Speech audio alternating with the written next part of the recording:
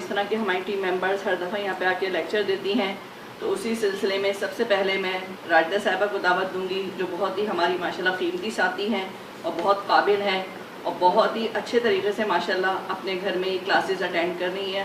ہر ہفتے ماشاءاللہ بہت زیادہ تعداد میں خواتین ہوتی ہیں جو علامہ الیاس صاحب کے ٹاپک وہاں پہ یہ پڑھاتی ہیں بہت ہی اچھے انداز میں۔ اور آج انہوں نے ایک ٹاپک بہت ہی اچھا انشاءاللہ یقیناً تیار کیا ہے، جس کے بارے میں انہوں نے تھوڑا سا مجھے مختصر بتایا تھا اور آج ابھی یہاں پہ آپ کو تفصیلاً بتائیں گی۔ حضرت عیسیٰ اور حضرت موسیٰ علیہ السلام کی پیدائش اور کرسمس کے حوالے سے یہ ٹاپک ہے۔ آئیے۔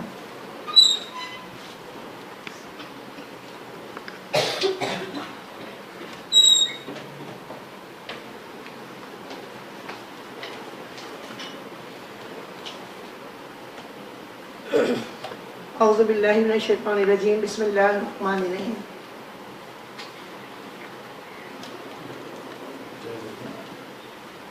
سب سے پہلے تو میرا آپ سب کو السلام علیکم ورحمۃ اللہ وبرکاتہ۔ جس طریقے سے ابھی ہماری ناظمہ صاحبہ فرما رہی تھی، تو وہ اس کا یہ جو مجھے آج بتانے کا سلسلہ بھی یوں ہوا کہ خواتین نے سوال کیے تھے مجھ سے کچھ سوال اس طریقے سے ہوئے کہ انہوں نے کہا کہ آپ عیسیٰ علیہ السلام، موسیٰ علیہ السلام کے بارے میں ہمیں بتاتی ہیں، اور اللہ کے نبی کریم صلی اللہ علیہ وسلم کی پیدائش اور ابراہیم علیہ السلام بڑی بزرگی والے اور ان سے بھی بڑی اللہ کے نبی کریم صلی اللہ علیہ وسلم، ان کا پیدائش کا ذکر اس طریقے سے نہیں ہے اتنا خاص جتنا ان دونوں کا ہے۔ تو پھر یہ سوال میرے لیے کچھ اہم بنا اور پھر میں نے ورک گردانی کی، پھر معلوم بھی تھا، کچھ پڑھتے بھی تھے، تو میں نے پھر ان کو جس طریقے سے میں نے بتایا قرآن سے، پھر میں آج آپ کو اسی طریقے سے بتا دوں گی۔ اور پھر میں نے ان کو یہ بتایا کہ ان دونوں کی جو ابراہیم علیہ السلام اور اللہ کے نبی کریم صلی اللہ علیہ وسلم کی جو پیدائش ہے، وہ تو ایسی اس میں کوئی خاص ایسی بات نہیں تھی جو بیان کی جاتی، ان دونوں کی ایک معجزانہ ایسی پیدائش تھی جس کے بارے میں اللہ تعالیٰ نے قرآن کریم میں تفصیل دی۔ سب سے پہلے ہم عیسیٰ علیہ السلام، موسیٰ علیہ السلام کے بارے میں جو ہم پڑھتے چلے آئے ہیں، آپ سے بھی ہم نے کتنا سنا ہے کہ جب اللہ تعالیٰ نے موسیٰ علیہ السلام کی والدہ کو ان کو پتہ چلا کہ تمام بچے، یہ ہمارا پرانا یہ ہم پڑھ چکے ہیں، تو مختصر طور پہ میں اس کو بیان کروں گی کہ جب فرعون کو پتہ چلا کہ ایک بچہ ایسا آئے گا جو میری سلطنت کو ڈبو دے گا، تو اس نے تمام اپنے شرطے چھوڑے وہاں پر، اور وہ ان کی کوے جیسی آنکھیں، وہ گھر گھر ڈھونڈتے پھرتے تھے کون بچہ ایسا ہے جس کو ہم ختم کر دیں، مگر جس کو اللہ کو بچانا ہوتا ہے تو بچ کے ہی رہتا ہے، جسے اللہ رکھے اسے کون سکھے۔ موسیٰ علیہ السلام کی والدہ کو جب ان کی پتہ چلا کہ ایسی تلاش میں ہیں، تو انہوں نے بھی اپنا خیال کیا۔ بہرحال اللہ تعالیٰ نے ان کو جو بیٹا عنایت فرمایا تھا، حکم ہوا کہ اب اس کو پانی میں بہا دو۔ اب ماں تھی تذبذب کا شکار ہو گئی، مگر جو لوگ ہوا کرتے ہیں اللہ کی ماننے والے، وہ کچھ سوچتے نہیں ہیں، جو اللہ نے کہہ دیا وہی انہیں کرنا ہوتا ہے۔ اللہ ہم سب کو بھی ایسا بنا دے۔ انہوں نے پھر ایک حکم یہ ہوا، ان کو وہی لائی ہوئی اور ایک باکس میں رکھ کے ان کو پانی میں بہا دیا گیا۔ وہاں پہ آگے ہم پڑھتے ہیں کہ وہ جو فرعون کی جو بیوی تھی، تو مختلف روایتیں کہ کوئی کہتے کچھ میں لکھا ہے کہ سیر کر رہی تھی، کسی نے کہا ہے نہا رہی تھی، کسی نے کہا اپنی لونڈیوں کے ساتھ بیٹھی ہوئی تھی۔ بہرحال جب انہوں نے آتے ہوئے دیکھا باکس کو، تو اپنے ورکروں کو حکم دیا کہ دیکھو اس کو اور لے کر آؤ۔ اب وہاں پر ایک اور بات ہے کہ جب ان کے کھولنے سے پہلے اللہ سبحانہ نے ان کی موسیٰ علیہ السلام کے لیے اتنی محبت ڈال دی کہ ان کا پیارا چہرہ ان کے سامنے جب آیا تو وہ کہنے لگی یہ تو میں اس کو پالوں گی۔ فرعون آتا ہے تو کہتا ہے وہی کہ یہ وہ بنی اسرائیل کا وہ بچہ تو نہیں ہے جو اس کے بارے میں ہم بات کرتے ہیں؟ تو کہنے لگی کہ نہیں تو بچہ ہے، اتنے بڑے بادشاہ ہو گئے بچے سے گھبراتے ہو۔ بہرحال وہ بچے کو پال لیا گیا۔ اب بچے کا مسئلہ تھا دودھ کا مسئلہ، فیڈ کرانے کا مسئلہ تھا۔ تو اس کے لیے جب موسیٰ علیہ السلام کی والدہ نے اپنے بیٹے کو جب پانی میں ڈالا تھا تو چونکہ ماں تھی نا تو بہن کو ساتھ ساتھ کر دیا کہ ذرا دیکھو کہاں تک جات رہی ہے. بہن ساتھ ساتھ گئی محل تک. اب وہ جب وہاں پر ڈسکس ہو رہی تھی کہ مختلف دایا کو بلایا گیا اور کسی کو انہوں نے دودھ نہیں پیا، تو وہ بچی نے کہا کہ میں ایک ایسی عورت کو جانتی ہوں، ایسے گھرانے کو جانتی ہوں جو بڑا پاک صاف بزرگی والا گھرانہ ہے، اگر آپ کہیں تو میں اسے لے آؤں. تو اس وقت لوگوں نے خیال نہیں کیا یہ کون بچی ہے، اور جس وقت کوئی پریشانی آئی ہوئی ہوتی ہے اس وقت یہ نہیں دیکھتے کہ یہ کون ہے، یہ بات کیا کہہ رہے ہیں. کہا ٹھیک ہے جاؤ لے کر آؤ تم. انہوں نے اپنی ماں کو آ کے کہا تو اس وقت اللہ تعالیٰ نے جو کہا تھا کہ میں تمہاری گود میں اس کو ڈال دوں گا، تو حقیقتاً یہ ہوا کہ وہ گئیں اور پھر محل میں، اور جیسے انہوں نے ان کو لیا اور وہ دودھ پینے لگے. یہ تو موسیٰ علیہ السلام کو مختصر سا واقعہ تھا، اور بھی لمبا ہے مگر ظاہر ابھی اوروں کو بھی بیان کرنا ہوتا ہے. اس طریقے سے عیسیٰ علیہ السلام کے بارے میں جو ان کی پیدائش کے بارے میں بات کی جاتی ہے کہ جب حضرت حنا بن قابوس نام آتا ہے ان کی مریم علیہ السلام کی والدہ کا، انہوں نے کہا کہ مفسرین کرام لکھتے ہیں کہ چڑیا اپنے بچے کو دانہ کھلا رہی تھی. انہیں دیکھ کے خیال آیا کہ میں بھی ماں ہوتی اور اللہ تعالیٰ مجھے بھی اولاد دیتا اور میں بھی اسی طریقے سے اپنے بچے کو کھلاتی ہے. وہاں پر ان کو جب خیال آیا اور بڑی گڑگڑا کے انہوں نے دعا مانگی کہ اللہ تعالیٰ مجھے بھی اولاد دے تو، اور انہوں نے منت مان لی کہ اگر یہ میرا بیٹا ہوا تو میں اس کو بیت المقدس کے لیے آزاد کر دوں گی. اب اللہ سبحانہ کی قدرت کے اس وقت کی دعا ان کی قبول ہو گئی، اور جب ان کے پیدا ہوئے تو وہ بیٹی تھی. انہوں نے اللہ تعالیٰ سے کہا کہ اللہ تو جانتا ہے کہ بیٹی تو بیٹے کے برابر نہیں ہو سکتی، اب میں کیا کروں. بہرحال وہ ان کو لے کر گئی. کہا میں نے تو منت مانی تھی، بہرحال میں تو بیت المقدس کے حوالے کروں گی اسے.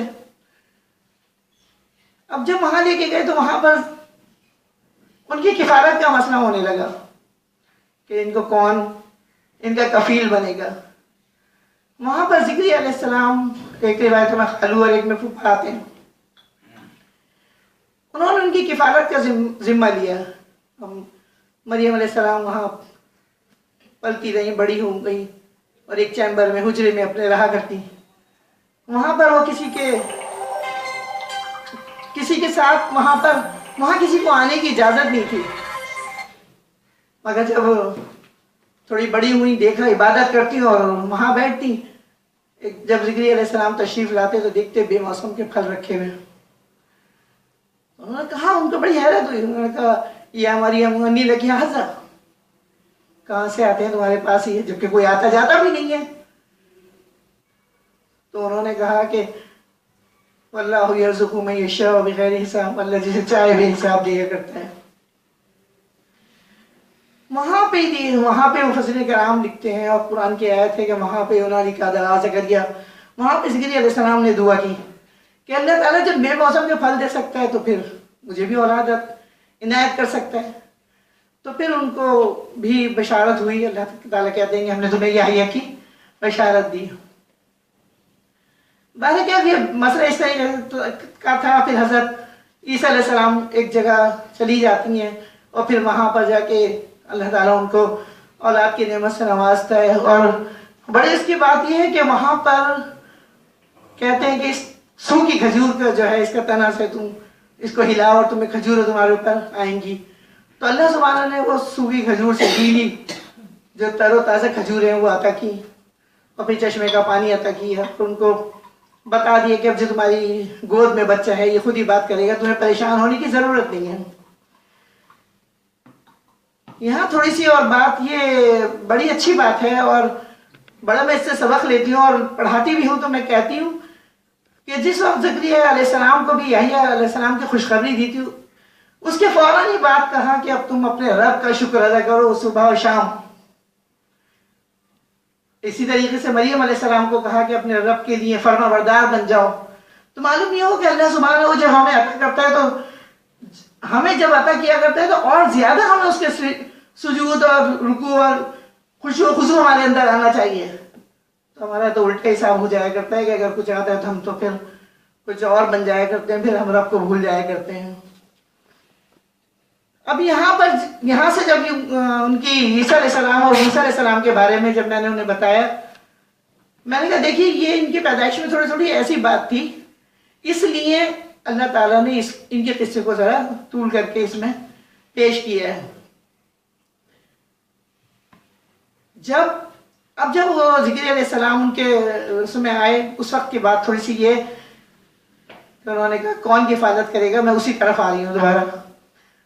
تو پھر قرآن کریم کے ترجمے میں اس میں لکھا ہے کہ پھر قلم ڈالے گئے اور وہ کہا جس کے پاس یہ جائے گا وہی ان کی کفالت کرے گا۔ تو اللہ کا حکم کہ زکریا علیہ السلام کے پاس ہی وہ قلم جا کے ٹھہرا، اور پھر انہوں نے وہ ان کی کفالت میں آ گئی اور پھر ان کی پرورش میں وہ پلنے لگی۔ اب جب مریم علیہ السلام کا یہ بچے سے ہونے سے پہلے سے واقعہ ہے کہ جب وہ گئیں تو انہوں نے وہاں ایک شخص کو دیکھا تو وہ گھبرا گئیں اور ڈر گئیں کہ نہیں میں پناہ مانگتی ہوں تم سے۔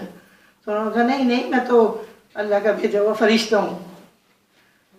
تو انہوں نے کہا میں پناہ مانگتی ہوں اس بات سے کہ تمہیں ایک بیٹے کی خوشخبری دینے آیا ہوں۔ انہوں نے کہا کہ نہ تو میں کوئی میری تو شادی بھی نہیں ہوئی، نہ میں کوئی بری عورت ہوں۔ تو انہوں نے بتایا کہ اللہ تعالیٰ ایسی طرح کرتا ہے، ایسی اللہ تعالیٰ کا حکم ہے۔ پھر جب عیسیٰ علیہ السلام کی پیدائش ہوئی، یہ تمام واقعات اس طریقے سے اس میں پیش کیے گئے۔ یہاں پر جب میں بات کر رہی تھی تو تھوڑی سی ان لوگوں کو جو پڑھانے والی تھی ان کو تسلی ہوئی۔ انہوں نے کہا ٹھیک ہے، آپ نے یہ جو ہم نے بتایا اس سے ہماری سمجھ میں آیا اور ہم قرآن میں دیکھیں گے اور قرآن کی آیتوں سے۔ پھر یہاں پہ ایک سوال انہوں نے اور کیا کہ کرسمس کیا ہے۔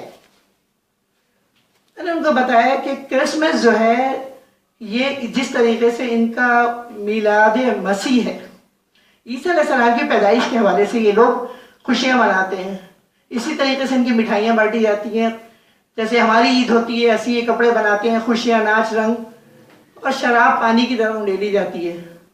اور ہوتا یہ ہے کہ جب کوئی مذہبی ہوتا ہے تو اس میں شراب اور زیادہ حلال ہو جایا کرتی ہے۔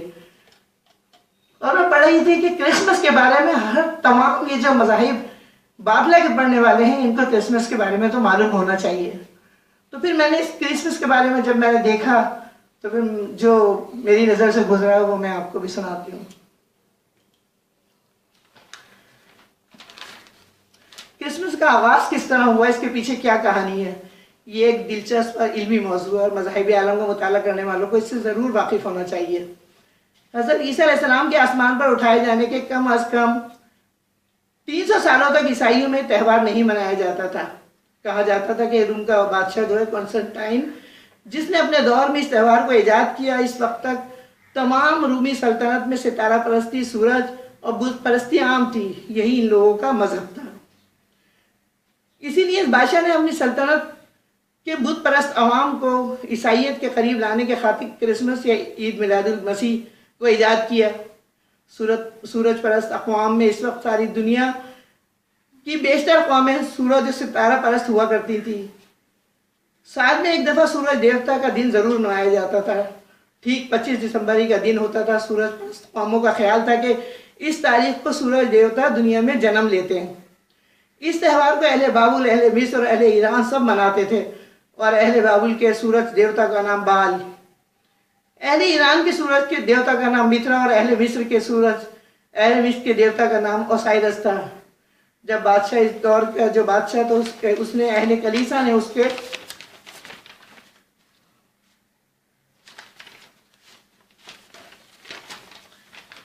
طے کیا کہ بت پرستوں کے تہوار کے مقابلے میں عیسائیوں کے لیے بھی خوشی مسرت کا ایک تہوار ہونا چاہیے، لہذا انہوں نے سورج دیوتا کی پیدائش کو حضرت عیسیٰ علیہ السلام کی پیدائش سے منسوب کر دیا تاکہ بت پرست جشن بھی مناتے رہیں اور ان کا رخ دیوتا سے ہٹ کر عیسیٰ علیہ السلام کی جانب ہو جائے۔ انجیلوں میں حضرت عیسیٰ علیہ السلام کی تاریخ پیدائش کے لحاظ سے کوئی ذکر موجود نہیں ہے، اس لیے اس تاریخ کو فی الواقع مذہبی دن منانا حماقت ہے۔ یہ دن عیسائیوں میں پہلے 6 جنوری کو منایا جاتا تھا، جبکہ بعد میں پادریوں نے اسے بدل کر 25 دسمبر کر دیا۔ ممتاز جی سر، ممتاز کا انتظام جیمز جارج فریزر نے لکھا ہے کہ چرچ نے 25 دسمبر کو کرسمس منانے کا فیصلہ رومی مشرکوں کو عیسائیت میں داخل کرنے کے لیے کیا تھا۔ نہ جانے پال نے یہ عام تبدیلیاں دانستہ طور پر یہودی سازش کے طور پہ کی تھی کیونکہ اس زمانے میں عیسائی یہودیوں کے جانی دشمن اور خون کے پیاسے تھے، اس لیے تبدیلیاں جوش عقیدت میں کی تھی۔ اسلام میں بھی بے شمار تبدیلیاں محض جوش عقیدت کی بنیاد پر کی گئی ہیں۔ بقول ایک عیسائی مفکر کے مشرکانہ مذہب میں عیسائی عقائد داخل کرنے کے بجائے خود عیسائیت میں مشرکانہ عقائد داخل کر دیے گئے۔ کرسمس میں جو درخت لگایا جاتا ہے اور سجایا جاتا ہے، اس کے بارے میں اگرچہ کوئی مستند روایت ان کی موجود نہیں ہے، البتہ ضعیف اور عیسائی روایت کی بنیاد پر کہا جاتا ہے کہ وہی درخت ہے جس کے قریب جانے کو اللہ تعالیٰ نے حضرت آدم اور حضرت حوا کو منع کیا تھا۔ اسی طرح کرسمس میں علامتی طور پر جو ستارے بھی تاکے جاتے ہیں، اس کے بارے میں بھی عیسائی روایتیں بتاتی ہیں کہ حضرت عیسیٰ علیہ السلام کی پیدائش پر آسمان میں روشن ستارہ نمودار ہوا تھا۔ کرسمس کا ستارہ اسی ستارے کی علامت کے طور پر بنایا اور سجایا جاتا ہے۔ حقیقت یہ ہے کہ نبی کریم صلی اللہ علیہ وسلم کے دور تک عیسائیت بڑی حد تک اپنی اصلی شکل میں موجود تھی، جس کا ثبوت ورقہ بن نوفل ہیں، جنہوں نے اپنے صحیفوں کی بنیاد پر نبوت سے پہلے ہی نبی کریم صلی اللہ علیہ وسلم کے نبی ہونے کی پیشگوئی کر دی تھی۔ نیز ہمیں حضرت سلمان فارسی کے قبول اسلام کے واقعے سے بھی عیسائیت کی درست تعلیمات کی موجودگی کا پتہ چلتا ہے، جبکہ ان 3-4 پادریوں کے واقعے کے بعد بھی پادریوں کے نے مدینے میں خاتم النبیین کے آنے کی بھی پیشگوئی کی تھی۔ بدقسمتی سے آج کے دور میں اس وقت تک موجود صحیح عیسائی اسلامی تعلیمات اب دنیا میں کہیں موجود نہیں ہیں۔ کرسمس یا عید میلاد مسیح دراصل ایک غیر مستند تہوار ہے اور بعد کے دور کی ایجاد ہے، جس کا اصل عیسوی تعلیمات سے کوئی تعلق نہیں۔ قابل غور بات یہ ہے کہ اگر ایک طرف عیسائی اپنے پیغمبر کے یوم پیدائش دھوم دھڑکے سے اور جشن کے ساتھ منائیں، اور دوسری جانب یہودیوں کا ساتھی بن کر ساری دنیا کا خون اپنے لیے حلال کر لیں، تو ان کی تعلیم حضرت عیسیٰ علیہ السلام نے کب دی تھی؟ جشن ولادت منانا اور الہامی تعلیمات کو مسل دینا دو متضاد رویے ہیں، جس پر عیسائی اور مسلم دونوں حضرات کو غور کرنا چاہیے۔ جب میں نے ان لوگوں کو، اپنی اسٹوڈنٹ کو اس کے بارے میں بتایا اور پڑھایا ان کو، وہ کہنے لگے ہمیں تسلی ہوئی ہے، ہمیں اس کے بارے میں معلوم ہوا، مگر ابھی ہمیں اور کچھ جاننا ہے۔ میں نے کہا وہ تو میں آپ کو وقتاً فوقتاً بتاتی رہوں گی، 1 گھنٹے کی کلاس میں یہی کچھ ممکن تھا۔ تو جب میں نے سنا کہ میری اس وقت باری ہے، تو پھر میرا خیال یہی ہوا کہ یہاں پہ میں اسی طریقے سے ایز اٹ از بیان کر دوں جیسے میں نے ان لوگوں کو وہاں پر پڑھایا تھا۔ میں کہاں تک کامیاب ہوں یہ آپ لوگوں کے بارے سے پتہ چلے گا۔ ہمارا رہنا حضرت سلمان فارسی کا کیا بولیاں؟